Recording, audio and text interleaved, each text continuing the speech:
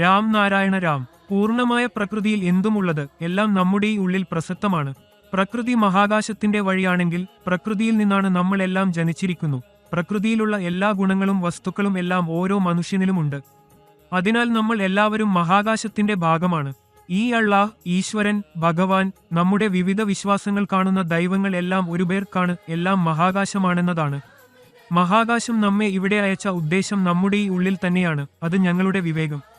മനുഷ്യൻ സൃഷ്ടിച്ച ഭരണഘടനയും മതവും ശാസ്ത്രീയമായവയല്ല. ചിലർ അവരുടെ സ്വാർത്ഥങ്ങൾ നിറവേറ്റാൻ ഇത് സൃഷ്ടിച്ചിട്ടുണ്ട്. ഇത് മനുഷ്യനെ പൂർണ്ണമായും ദുർബലമാക്കുന്നു. ഭൂമിയിൽ ഏകദേശം 400 മതങ്ങൾ മാന്യമാണ്.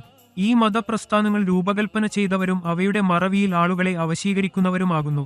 ആദ്യം മനുഷ്യൻ മനസ്സിലാക്കേണ്ട കാര്യമാണ്, നമ്മൾ ഈ ഭൂമിയിൽ വന്നപ്പോഴാണ്. നമ്മുടെ ജീവിതം എത്ര നാളായിരിക്കും, പിന്നീട് നമ്മൾ മരണപ്പെടും. കാരണം മരണമാണ് ഒരു ശാശ്വത സത്യം. അതിനാൽ ചെറുതായ ജീവിതത്തിൽ ആരുമായി കുപ്രതീക്ഷയോ ദ്വേഷം പോറ്റേണ്ടത് എന്തിനാണ്? എല്ലാവർക്കും ഒരു പേരു വേണം, എല്ലാവരിലും സ്നേഹം ഉണ്ടാവണം, ഒരാളുടെ അനുഗമം മറ്റൊരാളിലേക്കുള്ള പിന്തുണ നിലനിർത്തണം. ഇതിന് ആവശ്യമായത് നിങ്ങളുടെ മനസ്സിലെ വിവേകം കേൾക്കുക. അതുപോലെ രാം നാരായണ രാം എന്ന മന്ത്രം ജപിക്കുക. ഈ ബീജമന്ത്രം നിങ്ങളെ നിങ്ങളുടെ ലക്ഷ്യത്തിലേക്ക് എത്തിക്കും. പ്രകൃതിക്കും നമ്മളുടെയും തമ്മിലുള്ള വ്യത്യാസമൊന്നുമില്ല. പ്രകൃതി ഉണ്ടെങ്കിൽ നമ്മളുണ്ട്. ആകാശത്തിലും പ്രകൃതിയിലും എന്തുമുള്ളതും എല്ലാം നമ്മുടെ ശരീരത്തിനുള്ളിൽ സമാഹിതമാണ്.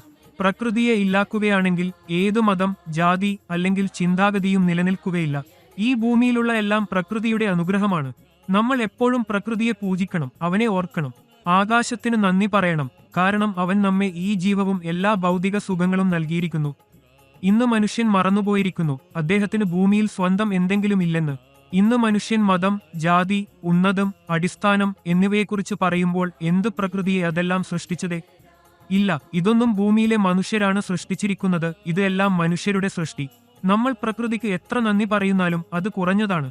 പ്രകൃതിയെ നമ്മളെ ഈ ഭൂമിയിലുണ്ടാക്കിയിട്ടുള്ളത്. അല്ലെങ്കിൽ നമ്മുടെ സ്വന്തം അസ്തിത്വം എന്താണ്? പ്രകൃതിയാണ് നമ്മൾക്ക് ജീവിതം നൽകിയിരിക്കുന്നത്. വിവേകം, ബുദ്ധിയെല്ലാം അവനിൽ നിന്നും ലഭിച്ചു.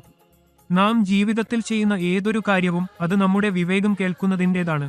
ജീവിതത്തിൽ എപ്പോഴും നാം തെറ്റായ കാര്യങ്ങൾ ചെയ്യാനുള്ള ചിന്തകൾ ഉള്ളപ്പോൾ അപ്പോഴാണ് നമ്മുടെ അന്തരാളത്തിൽ ഒരു ശബ്ദം കേൾക്കുന്നത്, നിന്നെ കാത്തിരിക്കുക, ഈ ജോലി ചെയ്യരുത്, ഇത് ശരിയായതല്ല. ഈ ശബ്ദം മറ്റുള്ളവരുടേതല്ല, നമ്മുടെ മനസ്സിലുള്ള വിവേകത്തിന്റെ ശബ്ദമാണ്. നാം നമ്മുടെ വിവേകത്തെ അനുസരിച്ചുള്ളുവെങ്കിൽ ജീവിതത്തിൽ ഒരിക്കലും തെറ്റായ പ്രവൃത്തി ചെയ്യില്ല. എല്ലാം ശരിയായ ദിശയിൽ മുന്നേറുന്നു. ഇന്ന് മനുഷ്യൻ തന്റെ സ്വാർത്ഥം നിറവേറ്റുന്നതിനായി മറ്റുള്ളവരുടെ ദോഷം മാത്രമല്ല തന്റെ വിവേകത്തെ കേൾക്കാത്തവനാകുന്നു. ഇതിന്റെ ഫലമായി മനുഷ്യൻ പാത തികഞ്ഞു പോകുന്നു. അതിനാൽ നാം എല്ലാവരും ആത്മചിന്തനം നടത്തണം, നമ്മുടെ അന്തരാളം കേൾക്കണം, നമ്മുടെ വിവേകത്തിന്റെ വാക്കുകൾ മാനിക്കണം. അതിനാൽ ജീവിക്കുന്നവരെ ഏതെങ്കിലും പ്രവൃത്തി ചെയ്തുകൊണ്ടിരിക്കുമ്പോൾ നമ്മുടെ വിവേകം എപ്പോഴും നമ്മൾക്ക് ശരിയായ ദിശാനിർദ്ദേശങ്ങൾ നൽകും. അതുപോലെ രാം നാരായണ രാം എന്ന മന്ത്രം ജപിക്കുക. കാരണം ഈ ഒരു പേര് നിങ്ങളുടെ ജീവിതത്തെ രക്ഷിക്കുന്നു. നിങ്ങളുടെ സ്വപ്നങ്ങൾ, ആഗ്രഹങ്ങൾ എല്ലാം നിറവേറ്റുന്നു. അത് നിങ്ങളെ നിങ്ങളുടെ അന്തരാത്മയുമായി സമന്വയിപ്പിക്കുന്നു.